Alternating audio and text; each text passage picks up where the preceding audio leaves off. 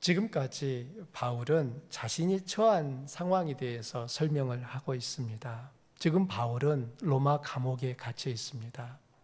감옥에 갇혀 있기 때문에 그는 빌립보 성도들을 만나고 싶어도 만날 수 없습니다. 지난주 우리가 정누가 선교사님을 통하여서 선교지에서 있었던 소식들을 함께 나누며 은혜를 받는 시간을 가졌었는데요.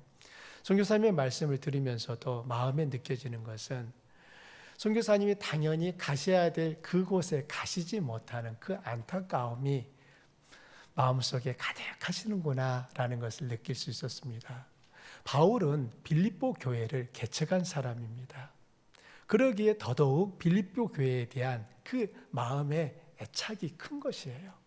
그런 중에 바울은 그가 자신이 감옥에 갇힌 것으로 인하여 염려하는 성도들에게 나 괜찮습니다 라고 하는 것을 알리며, 더욱이 감옥에 갇혀 있는 것이 복음이 중단된 것이 아니라 그 감옥 안에서도 하나님께서 어떻게 복음의 진보를 이루고 계시는가를 성도들에게 알려주었습니다. 그리하여 그들이 감옥에 있는 바울과 더불어 삶의 현장에서 끊임없이 하나님의 복음을 증거하는 삶을 살도록 독려하기 위함이었던 것입니다. 바울은 이런 중에 이제 그가 빌립보 교인들을 향하여 마음에 담고 있었던 호소로 넘어갑니다. 이건 바울이 빌립보 성도들에게 정말 해주고 싶은 말이었습니다. 바울의 간절한 호소가 무엇입니까? 그것은 복음에 합당하게 생활하라는 것입니다. 여러분 한번 다시 따라해 볼까요? 복음에 합당하게 생활하라. 바울은 왜 그 같은 호소를 하는 것이며 빌립보 성도들은 왜 그 호소에 반응해야만 하는 걸까요? 그것은 그들이 그리스도인이기 때문입니다. 그리스도인이란 그리스도에게 속한 사람들이라는 의미죠. 그리스도를 따르는 사람들이라는 말입니다. 복음에 합당하게 생활하라는 것은 그리스도인이라는 그들의 신분과 관련이 되어 있습니다. 복음에 합당하게 생활하라라고 하는 것은 그리스도인이 아닌 사람을 향하여서 하는 말이 아니에요. 그리스도인에게만 하는 말인 것입니다. 당시에 빌립보는 로마의 제대 군인들을 정착시킨 군사 도시였습니다. 로마의 초대 황제였던 옥타비아누스는 그와 함께 전쟁을 치르며 수많은 승리를 로마에 안겨주었던 군인들에게 한 가지 약속을 했었습니다. 여러분이 나와 함께 더불어 이 전쟁을 치르고 승리를 하게 되면 내가 여러분이 제대할 때 정착할 땅을 줄 것이며 각 사람에게는 로마의 시민이라고 하는 시민권을 부여할 것입니다 라고 하는 약속을 했었습니다. 그리고 옥타비아누스는 황제가 된 후에 그 약속을 지켰습니다. 이런 이유로 인하여서 비록 빌립보는 로마의 식민 도시 중 하나였지만 로마의 시민들이 누리는 것과 동일한 혜택을 받았으며 로마의 시민이라고 하는 그 지위를 부여받았습니다. 황제가 머무르는 것은 로마였고 또 그들은 로마에 살지도 않았음에도 불구하고 로마 시민의 권리를 주장했으며 로마 법의 다스림을 받았던 것입니다. 그 시대에 로마 시민이 되는 것은 엄청난 특권이었습니다. 마치 오늘날 이 미국의 이민자로 살고 있는 분들이 가장 바라는 것이 무엇입니까? 영주권, 더 나아가서는 시민권을 받기를 그렇게 바랍니다. 왜 그렇습니까? 영주권이 있는 사람, 시민권이 있는 사람과 그것이 없는 사람은 미국에 들어올 때 상황이 다르지 않습니까? 이런 것처럼 오늘날에 이 미국 시민권을 가진 분들, 여권을 가진 분들을 일컬어서 우스갯소리로 축하합니다. 드디어 독수리 여권을 받으셨군요 라고 하지 않습니까? 미국 여권에는 독수리 문양이 찍혀 있지 않습니까? 그런 것처럼 당시에 로마 시민권이라고 하는 것은 로마의 그 영향력이 미치는 곳이라면 어디서든지 누구나 갖고자 하는 그 권리였습니다. 한마디로 특권이었던 거죠. 그런 중에 이 빌립보 성도들에게 바울이 복음에 합당하게 생활하라 라고 하는 것은 교회가 이 세상에서 가지고 있는 그 특별한 특수성 때문인 것입니다. 교회는 세상에 속해 있지만 세상에 속하지 않았습니다. 도리어 교회는 세상 속에 박혀 있는 하나님의 식민지인 것입니다. 세상에 있지만 하나님의 다스림이 펼쳐지는 바로 그 자리가 교회인 것이에요. 마치 빌립보가 로마 밖에 있음에도 불구하고 로마 황제의 통치가 그 빌립보에 나타나는 것처럼, 그리고 빌립보에 사는 사람들은 로마 사람들과 동일하게 시민권을 가지고 있었던 것처럼 교회는 이 세상 속에 박혀 있지만 이 세상의 원리와 법을 따르는 것이 아니라 하나님의 원리와 법을 따르는 바로 그런 것이라는 것입니다. 그러기에 그리스도인들은 그 소속이 이 세상의 시민이 아니라 하나님 나라의 시민입니다. 우리가 한국인이라고 하는, 미국인이라고 하는 이 우리의 어떤 신분 자체를 부정하는 게 아닙니다. 우리는 한국인이고 미국인입니다. 맞죠? 그런데 더 원천적으로 볼 때 그리스도인들은 이 세상에 속해 있지만 그들은 영원한 하나님 나라에 속한 시민이라고 하는 것을 말하고 있는 것입니다. 바울은 빌립보 지역이 가지는 이런 특수성을 마음에 두고 빌립보 교인들에게 말하고 있다는 것을 우리가 염두에 두시면서 앞으로 전개되는 이 말씀들을 따라오시면 좋겠습니다. 빌립보 교인들은 비록 로마라고 하는 나라와 황제의 힘이 막강한 영향력을 나타내는 곳에 살고 있지만 그들의 영원한 신분은 그러면 무엇입니까? 천국 시민인 것입니다.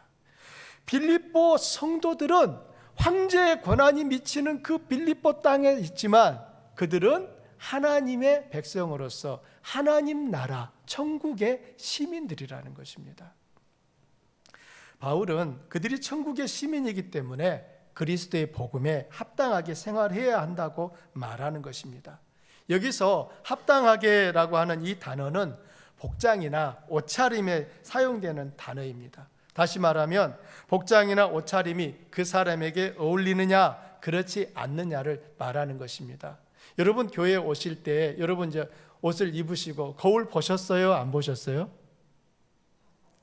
아마 이건 습관과도 관련이 되겠지만 어떤 분은 뭐 거울 안 보고 옷 입고 그냥 나오시는 분도 있지만 제가 보지 않았지만 여러분 가운데 열의 9은 입으신 다음에 거울 앞에 서서 어떠한지 보셨을 것입니다. 여러분 왜 보셨습니까? 잘 어울리는지 어울리지 않는지 확인하려고 하신 거 아니었습니까? 만일 잘 안 어울리지 않았다면 어떻게 하셨을까요? 다시 다른 곳으로 갈아입지 않았겠습니까? 합당하다라고 하는 것은 이런 의미인 거예요. 간혹 아내는 어떤 옷을 입어야 할지 고민이 될 때 저에게 묻습니다. 어떤 옷이 더 합당한지 판단해 달라는 거예요. 가끔씩 성도님들이 아내에게 옷을 주실 때가 있어요. 사실 그 옷은 그 성도님들이 과거에 입으셨던 옷입니다. 그분에게 그 옷은 이제 입기에 합당하지 않은 옷이 되었습니다. 그렇다고 버리기에는 너무 아깝기 때문에 간직하고 있다가 마침 적당한 사람, 그리고 그 적당한 사람이 저의 아내였던 거죠. 보고 이거 입을래요? 라고 이제 물어보시고 주시는 것입니다. 아내는 또 감사하면서 그 옷을 받아옵니다. 그리고 나서 이제 교회에 올 때 입으려고 하는데 받아왔으니까 그냥 입고 그냥 교회로 올 것 같은데 그렇지 않아요. 입어보고 꼭 2개를 들고 와서 여보 어느 게 더 나아요? 하면 저는 그때마다 이제 고민이 됩니다. 사실 저처럼 센스가 부족한 사람한테 물어보는 저의 아내는 대단한 용기와 믿음이 있는 사람인 것 같아요. 그러면 저는 남편이기 때문에 물어보는 아내에게 반응을 해야 됩니다. 만일 제가 반응하지 않으면 아내의 마음은 서운하겠죠. 남자분들은 이런 거 잘 못하더라고요. 네가 알아서 입어 뭐 이런 식으로 지나가는데 아니요, 그때는 말씀을 해주셔야 됩니다. 저도 말합니다. 그리고 이게 더 나은 것 같아요 라고 얘기하면 자기 생각과 맞으면은 그냥 그대로 따르는데 본인이 생각했던 어울리다고 생각한 것과 오늘 어울리다고 생각한 것과 제가 어울리다고 한 것이 다를 때는 이제 고민을 하죠. 그러고 나서 다시 입어보고 2번 입어보고 나서 그러고 나서는 자기 마음대로 결정합니다. 우리는 이처럼 옷을 입을 때마다 어울리는지 어울리지 않는지 확인하잖아요. 이게 합당하다라고 하는 의미인 것입니다. 사도가 복음에 합당하게 생활하라고 말하는 것은 당신은 그리스도인으로서 그리스도인답게 살아야 한다고 호소하는 것입니다. 이와 같이 사도가 복음에 합당하게 생활하라고 말하는 것은 당신은 그리스도인으로서 지금 그리스도인답게 살고 있습니까? 라고 묻는 것입니다. 여기에 생활하라로 번역된 헬란 말은 폴리테우에스타이라는 단어를 쓰고 있습니다. 이 폴리테우에스탄이라고 하는 이 단어는 폴리스, 여러분 폴리스 도시라고 하는 말이 이 폴리스에서 왔거든요. 폴리스 시민의 의무를 다하며 사는 것이라고 하는 의미를 가지고 있어요. 폴리테우에스타이, 도시 시민으로서 그 적합하게 사는 것이라고 하는 것이 이 생활하다라고 하는 의미인 것입니다. 그래서 여러분 성경 각주에 보면 그 생활하라를 어떻게 각주를 달아놨냐면 시민 노릇이라고 여러분 달아놓으셨을 거예요. 여러분 성경 아래쪽에 각주에 보시면 이렇게 쓰여 있을 것입니다. 즉 복음에 합당하게 생활하라는 말은 너희의 모든 삶과 행실이 그리스도의 복음에 속한 시민으로서 손색 없이 행동하라 라고 하는 뜻이 되는 것입니다. 그리스도에게 속한 시민으로서 손색 없이 행동하십시오 라고 지금 바울은 말하고 있는 거예요.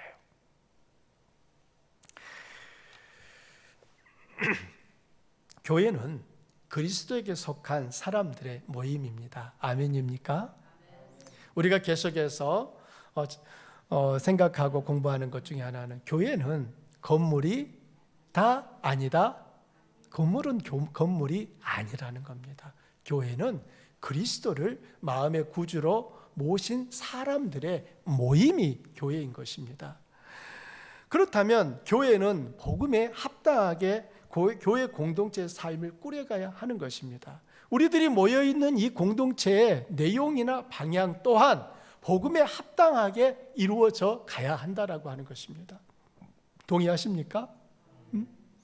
교회가 진행하는 방향이나 그 내용이 하나님의 뜻과 즉 복음과 다르게 나아가고 있다면 여러분 그건 바로바로 고쳐야죠.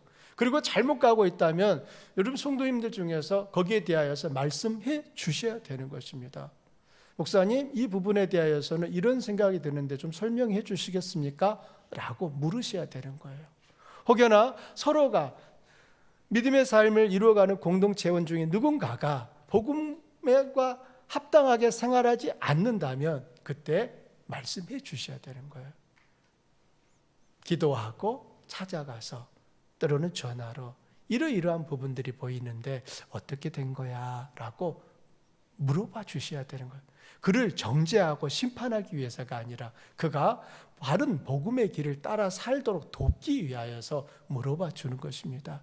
이 관계가 이루어져야만 건강한 공동체가 이루어져 가는 것입니다. 우리가 교회라고 하는 이름으로 함께 모여 있으면서도 각 사람의 삶에 대하여서 더군다나 그 살아가는 삶의 내용이 복음과 상관없이 복음에서 위배되게 떠나서 살아가는데도 내버려 두고 있다라고 한다면 여러분 그것은 과연 건강한 공동체라고 할 수 있을까요? 아니죠. 그러므로 누군가가 나에게 여러분에게 어떤 말씀을 해주실 때는 나를 사랑해서 이와 같이 말해주는구나 라고 받아들이시는 것이 서로에게 복이 되고 은혜가 되는 것입니다. 네가 뭔데?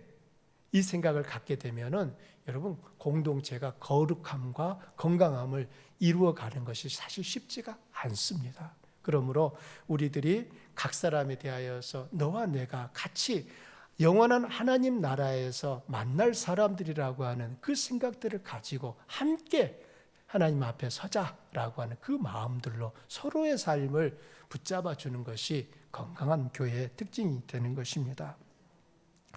어떤 사람이 교회에 왔을 때 거기서 그리스도의 모습을 볼 수 있는 교회가 되어야 합니다. 그리스도의 모습을 볼 수 없는 교회라면 결코 건강한 교회라고 할 수 없습니다. 저와 여러분이 교회입니다. 아멘. 저와 여러분의 생활이 복음에 합당하게 이루어질 때 세상은 우리를 통해 그리스도를 보게 되는 것입니다. 아멘. 그러면 복음에 합당하게 생활하는 것은 어떤 것일까요? 첫째는 한 마음으로 복음의 신앙을 위하여 협력하는 것입니다. 그 당시 빌립보 교회는 외부로부터 핍박과 박해를 받고 있었는데요. 더 큰 문제는 교회 안에 내분이 생긴 것입니다. 우리는 이 교회 안에 있는 이 내분을 이제 앞으로 빌립보 4장에 가서 조금 더 살피게 될 것인데요. 빌립보 교회가 사도 바울에 의해서 개척된 좋은 교회였음에도 불구하고 그들 안에 내분이 생겼다는 것입니다. 여러분, 이것이 이 땅에 있는 교회의 일반적인 모습인 것입니다. 여러분, 교회는 천국이 아니에요. 더군다나 교회에 모인 사람들은 의인이라고 생각하는 사람이 모입니까? 죄인이라고 생각하는 사람이 모입니까? 죄인이죠. 여러분, 죄인이라고 하는 의미가 무엇입니까? 쉽게 풀어보면 냄새 난다예요. 아유, 구린내가 나는구나. 이게 죄인인 것입니다. 교회는 그 구린내 나는 사람들이 모여서 깨끗이 목욕하는 곳입니다. 어떤 분은 교회를 목욕탕이라고 비유를 하기도 하시더라고요. 저도 거기에 동의합니다. 교회는 죄인이었던 우리 각 사람이 더러움을 벗는 바로 목욕탕이 되는 것입니다. 따라서 교회가 천국이 아니기 때문에 여전히 우리들이 그리스도를 향하여 나아가고 있음에도 불구하고 우리의 그 허물과 연약함들이 나타날 때가 있다는 것입니다. 올 한 해 동안 저는 무진장 감사한 것이 있습니다.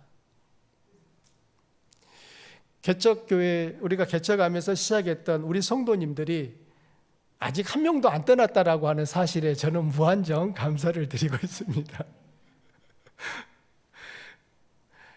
여러분이 안 떠난 이유가 제게서 허물을 보지 않았기 때문일까요? 아니에요. 보셨겠죠. 제가 앞서 말씀드린 것, 죄인 중에 한 명인데 제게서 왜 허물이 없겠습니까? 그럼에도 불구하고 성도님들께서 이해하고 배려하고 기다려 주셔서 여기까지 또 온 거 아니겠습니까? 우리 서로의 모습 안에서 냄새나는 부분이 있을 수 있단 말이에요. 그런데 중요한 것은 그 냄새나는 것을 여전히 그대로 놔두고 지나갈 거냐, 아니면 그것을 알아차리는 순간 해결할 것이냐라고 하는 것은 이제 이건 우리의 선택사항이 되는 것입니다. 여러분은 예를 들어볼게요. 조금 이제 심한 예가 될 수 있는데, 밖에 나갔다 왔더니 갑자기 집에서 막 구린내가 나겠네요. 막 똥내가 나는 거예요. 근데 도대체 이런 일이 없었는데 무슨 일인가 가만히 봤더니 저기 집 한 구석에 개똥이 요만큼이 딱 거기 있는 겁니다. 이게 무슨 일인가 봤더니 아까 왔던 친구가 개를 데리고 왔는데 그 친구의 개가 내가 모르는 사이에 거기다가 실내를 했구나라고 실내를 해버린 거예요. 자, 여러분, 이제 개똥이 그 자리에 있고 구린내가 나는 것을 알게 됐습니다. 어떻게 하시겠습니까? 1번 무시하고 그대로 그냥 지낸다. 2번 빨리 청소 도구를 가져와서 말끔히 치우고 소독약을 뿌리고 깨끗이 닦는다. 3번 에라 모르겠다. 냅두고 마음대로 개똥이 다 그냥 자연스럽게 다 분해될 때까지 기다릴 거다. 여러분, 어떻게 하시겠습니까? 무릎은 제가 바보죠. 냄새 났을 때 당연히 우리는 치우는 쪽을 선택할 것입니다. 교회 안에서 내분이라고 하는 부분들이 보일 수 있는 건데요. 바울은 빌립보 교회에게 이 난관들을 극복할 방법을 제시합니다. 그것은 그들의 마음이 하나가 되어야 한다는 것이었어요. 여기 한 마음과 한 뜻으로 개역 성경이 번역한 헬라어 단어는 푸뉴마와 푸시케라고 하는 서로 다른 두 개의 단어를 씁니다. 푸뉴마라고 하는 것은 그 의미는 한 영이라는 말이고, 푸시케는 한 혼이라는 말이 됩니다.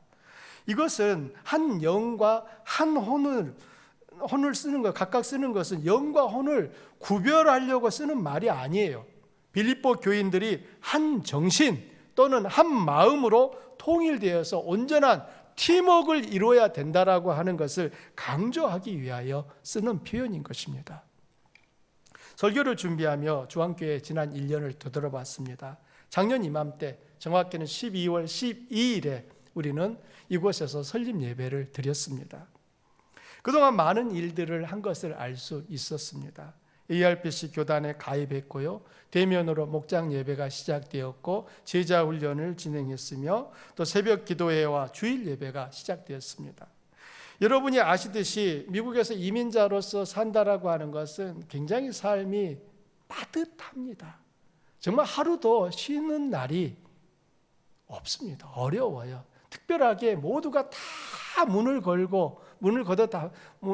걷어 잠그고 쉬는 일이 아니라면은 나 혼자 쉬기가 사실 쉽지 않은 것이 이민자의 이 미국 삶입니다. 마치 다람쥐 쳇바퀴 돌듯이 매일 반복되는 그 날이 이루어집니다. 그 속에서 몸은 고단하고요, 언어로 인한 불편은 한두 가지가 아닙니다.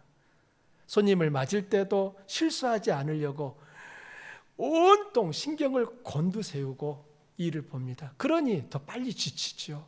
더 피곤하지요. 그런 중에 목사는 이것도 합시다, 저것도 합시다 라고 몰아붙입니다. 그래서 때로는 불평도 하고 토라지기도 하고 못하겠다고 버팅기기도 하지요. 그런데 가만히 생각해 보십시오. 우리들이 못할 줄 알았던 그 일들을 모두 다 해냈습니다. 지금부터 한번 1월 달로 가보세요. 쭉 돌아보세요. 참으로 많은 일들이 벌써 우리가 다 하나 너무 여기까지 온 것입니다. 오늘은 몇 월 달입니까? 12월입니다. 여러분, 어렵게 보였던 그 일들을 우리들은 모두 다 해냈고 지금도 하고 있습니다. 앞으로도 하실 겁니다. 그렇게 할 수 있었던 것은 여러분이 마음을 같이하여 협력해 주셨기 때문입니다. 기꺼이 가정을 오픈해 주셨고 매주일 순번을 정해서 신교 순서를 맡아 섬기셨고요, 예배와 모임의 자리를 지키고 묵묵히 헌금하며 헌신하신 손길들이 있었기 때문에 여기까지 올 수 있었던 것입니다. 우리 교회는 그로 인해서 2022년에는 두 분의 선교사님 가정을 섬길 수 있었습니다. 그리고 내년에는 네 분의 선교사님 가정과 또 탄자니아 신학교 사역을 섬기려고 계획하고 있습니다. 우크라이나에 약 2,000불 가까이 되는 구제금을 보낼 수 있었고요, 남미 지역의 교회 지도자들을 위해서는 스페인어 해설 성경 60권을 보냈습니다. 놀라운 것은 그런 중에도 우리 교회는 재정적으로 더욱 안정되고 있다는 것입니다. 보냈기 때문에 줄어든 것이 아니라 보냈는데 더 남게 된 것입니다. 할렐루야. 감사한 것은 누가 뭐라고 말하지 않아도 지치고 힘들어하는 성도가 있으면 때로는 전화로, 음식으로 마음을 표현하며 그가 다시 일어설 수 있도록 마음을 쏟는 분들이 많다는 것입니다. 여러분이 알게 모르게 각자의 자리에서 성령님이 주시는 그 마음을 따라 서로를 돌아보며 섬기는 것이 복음의 신앙을 위하여 협력하는 모습입니다. 여러분이 이미 복음의 신앙을 위하여 협력하고 계신 것입니다.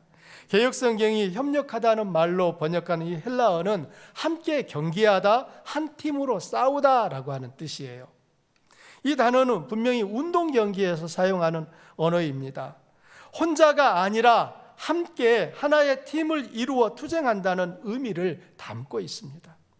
또 여기에 사용된 서다로 번역한 헬라어는 어깨와 어깨를 맞대고 늘어서 있는 군대가 방패를 들고 굳건히 서서 다가오는 적들을 맞는 장면을 연상시키는 말입니다. 여러분, 그 로마 시대의 그 전투 장면들을 보신 적이 있으십니까? 특징은 모든 군인들은 방패를, 자기 몸만큼 큰 방패를 들고 어깨와 어깨를 옆 사람과 나란히 딱 대고 그 자리를 지키고 대오를 갖추고 그 자리에 서 있다라고 하는 것입니다. 이게 바로 서 있다는 의미인 거예요. 당시 로마 병사들은 전투를 할 때면 대오를 만들었습니다.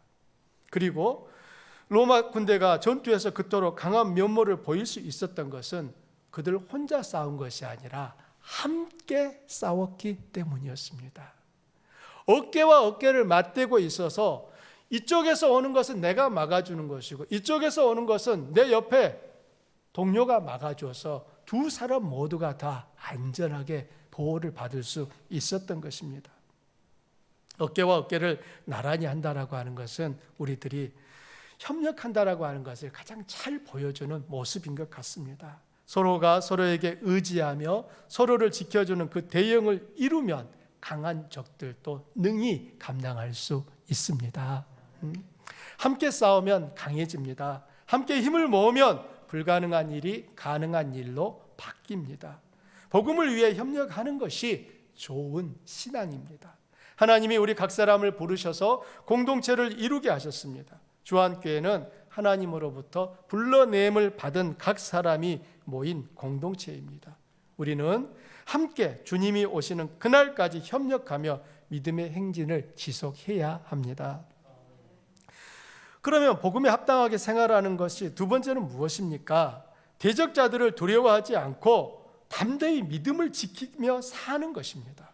개역성경이 28절에서 두려워하다로 번역한 헬라어도 역시 군사 용어인데요. 이 뜻은 달리는 말이 장애물이나 적군을 만났을 때 두려워서 움찔하는 것을 뜻합니다. 사도는 빌립보 교인들이 적대자들의 공격에 대해 두려워 움츠러들지 말고 앞으로 나아가야 한다고 말합니다. 복음을 대적하는 사람들은 어느 시대나 어디에나 있기 마련입니다. 예수님 시대에도 나사렛 사람들은 주님을 대적했습니다. 누가복음 4장에 보면 예수님이 40일 금식을 마치고 갈릴리로 돌아가서 여러 가지 이적들을 행하셨습니다. 중풍병을 비롯하여 각종 병들을 고치셨습니다. 귀신을 쫓아냈습니다. 하나님의 말씀을 전했습니다. 그러나 고향 나사렛 사람들은 예수님을 받아들이는 대신 말씀을 듣고 분노하여서 예수님을 낭떠러지까지 끌고 가서 그 낭떠러지 아래로 밀쳐 떨어뜨리려고 했었습니다. 예루살렘의 종교 지도자들도 그들이 행할 수 없는 놀라운 이적들을 예수님이 행하시는 것을 보면서도 그분을 그리스도로 믿고 따르지 않았습니다. 도리어 십자가에 못 박아 죽였습니다. 그럼에도 불구하고 예수님은 어떻게 하셨습니까? 대적자들 때문에 복음 전하는 일을 중단하셨습니까? 그들과 적당히 타협을 하셨습니까? 아니었습니다. 사도들에게도 너희들이 복음을 증거하면 대적자들이 공격할 터이니까 적당히만 전해라 라고 하셨습니까? 아닙니다. 사도들은 복음을 증거하는 그 일 때문에 고난을 당할 때면 그리스도의 고난에 자신들이 참여하는 것으로 받아들이고 오히려 그것을 영광스럽게 여기며 기뻐했었습니다. 도마는 제자 중에 한 명이었던 이 도마는 부활하신 주님을 보지를 못했습니다. 다른 제자들이 다 보았는데 도마는 그 자리에 없었어요. 다른 제자들이 도마야, 예수님 부활하셨다 말했을 때 도마는 내가 내 손을 그분의 못자국 난 손을 만져보고 창에 찔린 그 옆구리에 내 손을 넣어보기 전에는 나는 절대 믿을 수가 없어 라고 했습니다. 그 후에 부활하신 예수님이 도마에게 나타나셨습니다. 주님을 만난 도마는 그 이후 파르티아와 인도에까지 가서 복음을 전했다고 합니다. 전혀 복음을 듣지 못했던, 알지 못했던 그 인도 땅이 오늘날 그 땅에 복음이 들어간 것은 도마 때문이었습니다. 도마는 복음을 증거하다가 이교도 제사장들의 그러한 공격을 받아서 창에 찔려 죽었다고 합니다. 어떤 또 자료에 의하면 도마는 그곳에서 끓는 기름 가마솥에 쳐 넣어져 죽었다, 순교했다라고 말하기도 합니다. 어떤 형식의 죽음을 맞이했는지는 구체적으로 알 수 없지만 도마는 복음을 증거했고 그 복음을 증거한 그 일 때문에 그는 죽게 되었던 것은 분명한 사실입니다. 이처럼 복음을 증거할 때에 대적하는 사람들은 어느 시대나 어디에나 있다는 것을 잊지 마십시오. 그 장소는 내 가정일 수도 있습니다. 내 직장일 수도 있습니다. 나와 만나는 어떤 동료들일 수도 있습니다. 복음은 그 복음을 받아들이기 전까지는 이해할 수 없는 이야기고 오히려 그 복음은 받아들이기 전까지는 그 마음에 분을 일으키는 그런 신기한 힘이 있습니다. 그러다 보니 먼저 복음을 받아들인 사람이 그 복음을 전할 때에는 아직 복음을 받아들이지 않은 사람들로부터 당연히 공격을 받게 되는 것이죠. 하나님은 힘이 없어서 자기 백성이 고난을 당할 때 못 지키는 것이 아닙니다. 도리어 하나님은 그 고난을 통해 복음이 참되다는 것을 입증하시며 핍박자들을 무릎 꿇게 합니다. 세상은 신학이나 교리에는 관심이 없어요. 그들의 관심은 그리스도인의 삶과 생활입니다.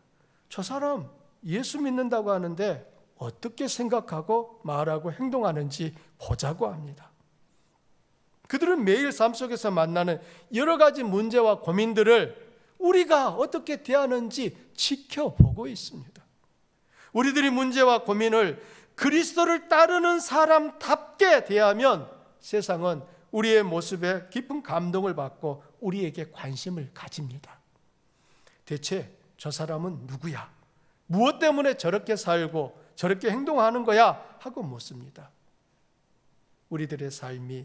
우리들이 삶을 사는 방식은 누군가에게 가장 효과적으로 복음을 전할 수 있는 기회가 되는 것입니다.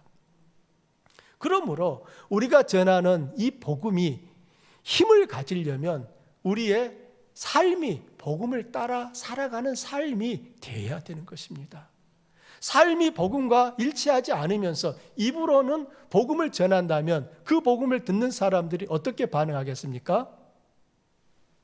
영화의 한 대목처럼 너나 잘하세요 이 말을 하는 것이에요.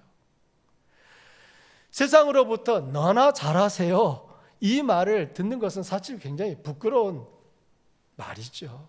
그리스도인이면서 너나 잘하세요 그 말을 듣는다면 우리는 참 뒤통수가 뜨뜻해지는 그런 느낌을 받을 것입니다. 그렇지만 반대로 우리가 삶에 최선을 다하고 복음을 전하는 것 때문에 핍박을 받는다면 그 일에 대하여서는 오히려 당당하시고 기뻐하셔야 되는 것입니다. 예수님도 사도들도 이 땅 가운데 복음을 증거했던 모든 사람들이 그와 같은 일을 겪었습니다. 빌립보 교인들이나 우리의 신분은 동일하게 천국 시민입니다. 아멘입니까? 그렇다면 그들이나 우리나 그리스도의 복음에 합당하게 살아야 하는 것이 맞습니다. 복음에 합당하게 생활하는 것은 단지 책임이나 의무만이 아니에요. 그것은 도리어 특권이며 은혜인 것입니다. 2022년 현재도 중국을 비롯해 북한과 중동, 아프리카의 여러 나라에서는 수많은 형제 자매들이 목숨을 걸고 예배하고 있습니다. 우리들이 당연하게 여기는 신앙적 행위들이 그들에겐 생명을 걸어야만 가능한 위험천만한 일인 것이지요. 그럼에도 불구하고 그들은 그 길을 가고 있습니다. 그리스도에 대한 믿음 때문에 가족들로부터 쫓겨나고 믿음 때문에 다니던 직장을 잃고 믿음 때문에 푸대접과 조롱을 당해도 믿음을 포기하지 않으며 살고 있습니다. 주님을 따르는 사람들에게 가장 중요한 가치는 그리스도입니다. 그리스도를 얻기 위해서라면 무엇이라도 내려놓을 수 있습니다. 마치 주님이 이 땅에서 그러셨던 것처럼 그들도 주님의 길을 가고 있는 것입니다. 사랑하는 여러분, 저와 여러분도 이 땅에서 겪는 대적자들의 위협에서 물러서지 마시기 바랍니다. 주님이 걸어가신 길을 마음에 품고 우리도 그 길을 가야 합니다. 그렇게 걸어간 사람에게는 마지막 주님께서 우리에게 주시는 상이 있습니다. 그 상의 주인공이 저와 여러분 각 사람이 되면 좋겠습니다. 그렇다면 복음에 합당하게 생활하는 것이 가져오는 결과는 무엇입니까? 구원과 멸망입니다. 복음에 합당하게 생활한 그 결과는 어떤 사람에게는 구원이 되고요, 어떤 사람에게는 멸망이 됩니다. 사도는 28절에서 이것이 그들에게는 멸망의 증거요 너희에게는 구원의 증거라고 말하고 있습니다. 여기서 말하는 이것이라고 하는 것은 앞에 있는 27절에서 말한 내용 전체를 가리킵니다. 빌립보 성도들이 한 마음과 한 뜻으로 복음의 신앙을 위하여 협력하는 것과 적대자들에게 핍박을 받고 대적당하는 상황을 말하는 것이죠. 적대자들이 성도들을 핍박하는 것은 그리스도 안에 있는 하나님의 은혜를 저버린 증거가 됩니다. 그들이 하나님의 은혜 밖에 있다라고 하는 증거가 되는 거예요. 그들이 지금 멸망당해 가고 있다는 것을 확증하는 증거인 것입니다. 반면에 빌립보 교회 성도들이 그런 적대적인 공격을 받으면서도 복음에 합당하게 생활하는 것은 그들이 구원을 받아가고 있다는 증거인 것입니다. 이 증거는 하나님으로부터 온 것입니다. 왜 그것이 하나님께로부터 오는 증거인가는 29절에서 설명하고 있습니다. 여러분 함께 읽어보실까요? 그리스도를 위하여 너희에게 은혜를 주신 것은 다만 그를 믿을 뿐 아니라 또한 그를 위하여 고난도 받게 하심이라. 그리스도를 위하여 너희에게 은혜를 주신 것은 다만 그분을 믿는 데서 그치는 것이 아니라 그분을 위하여 고난도 받게 하려고 은혜를 주셨다는 것입니다. 이 구절을 헬라어 원문을 따라 그대로 번역하면 의미가 이렇습니다. 왜냐하면 여러분들에게 그리스도를 믿는 은혜만 주어진 것이 아니라 그를 위해서 고난받는 은혜도 주어졌기 때문입니다 라고 하는 의미가 됩니다. 그리스도를 믿는 것도 은혜라고 말하고 있고 고난을 받는 것도 은혜라고 말을 하고 있습니다. 여기에 보면 수동형으로 은혜가 주어졌다라고 표현하죠. 믿음 자체가 은혜의 선물이라고 하는 것을 잘 보여주는 것입니다. 믿음은 내가 만들어낼 수 있는 어떤 것이 아닙니다. 물론 우리는 우리 안에 그 심겨진 믿음이 자라도록 물을 주고 걸음을 주는 일들 우리가 합니다. 그렇지만 시초에 그 믿음의 씨앗이 내 마음속에 심겨지게끔 하는 그 일은 우리가 할 수 있는 일이 아니라는 거예요. 그 믿음의 씨앗은 누가 심어주십니까? 하나님이 심어주신다는 거예요.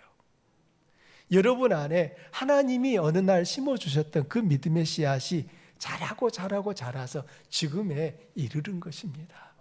바라기는 하나님이 심어주신 그 믿음의 씨앗이 여러분이 물 주고 기름 주는 걸음 주는 그 과정을 통하여 더 큰 믿음으로 자라가기를 축복합니다. 특별히 우리 유스 그룹들이 우리 또 칼리지 그룹들이 큰 믿음의 사람들로 하나님 나라의 귀한 일꾼들로 쓰임받는 역사가 있기를 축복합니다.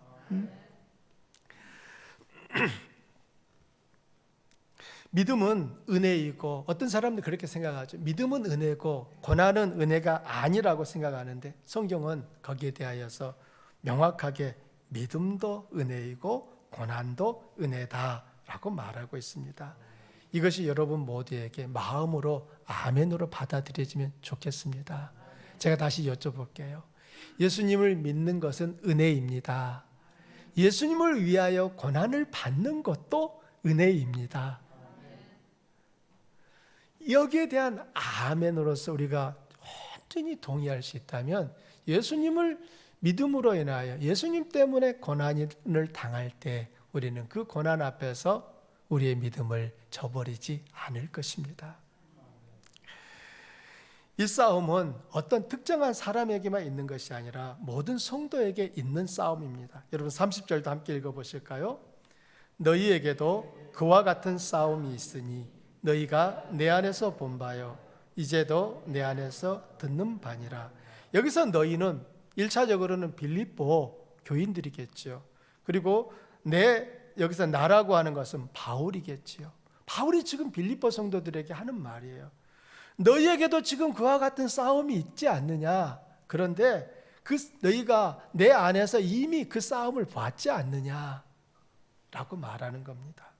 이 세상의 신자들은 하나님의 은혜를 받아 그리스도의 심판 때 이루어질 구원을 바라보며 한 걸음씩 나아가고 있지만 이 세상에 사는 동안에는 사탄의 공격 앞에 끊임없이 노출되어 있다는 것을 아셔야 합니다.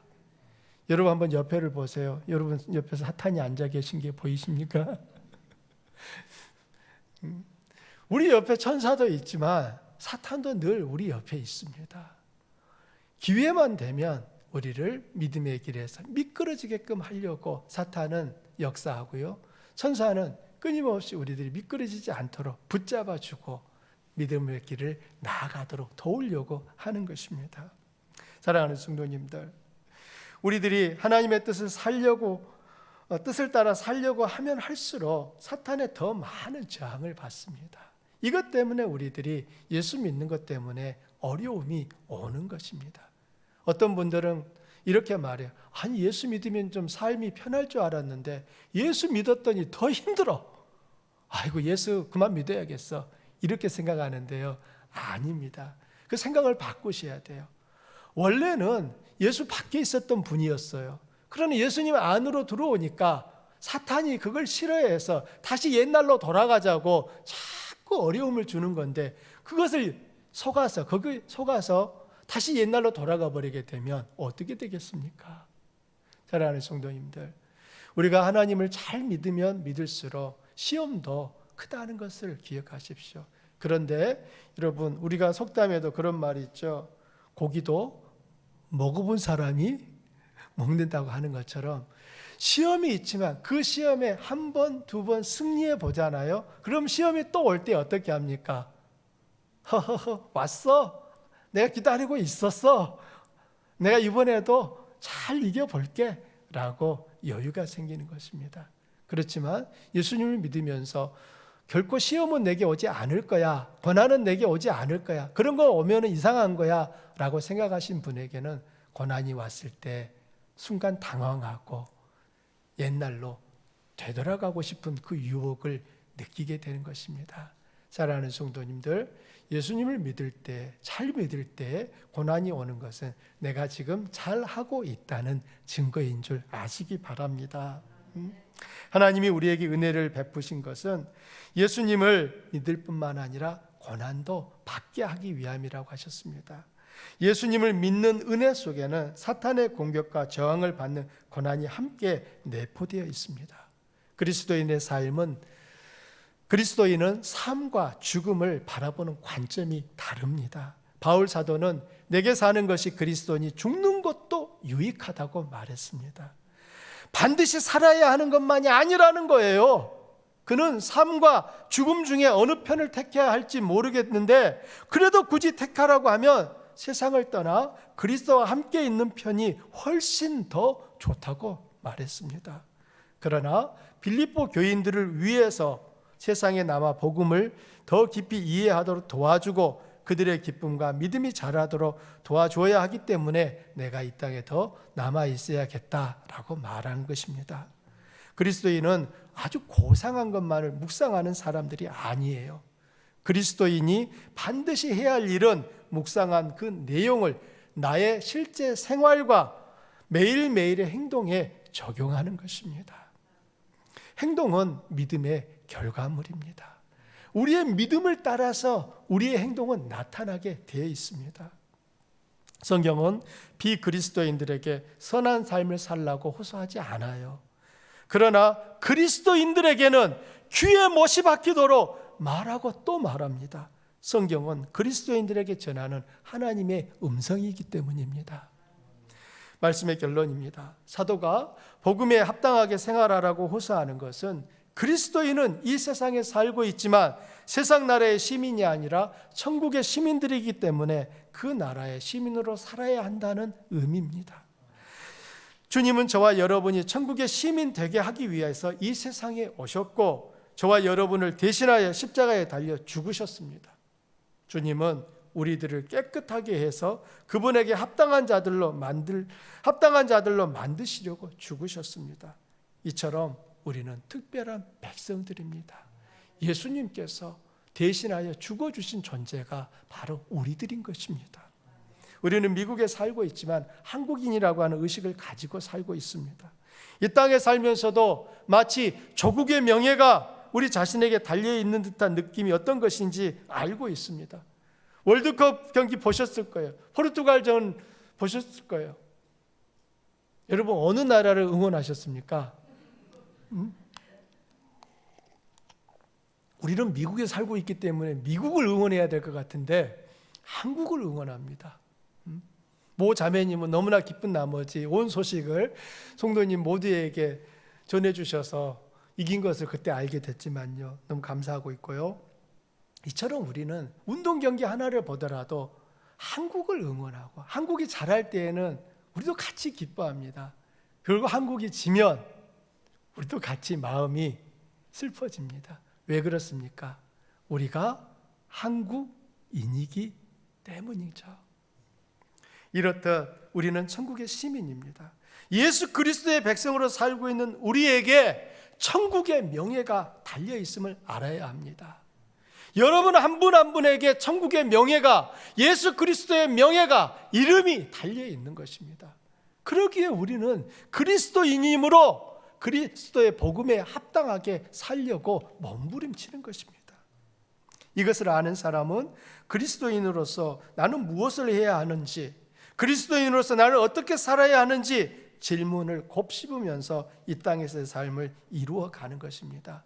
이것을 하면 내게 이익이 될 것 같습니다. 나에게는 이익이 되는데 이걸 함으로 인하여 하나님의 이름이 먹칠을 당할 것 같으면 그 순간 하지 않는 것이 하나님의 참된 백성의 모습인 것이죠.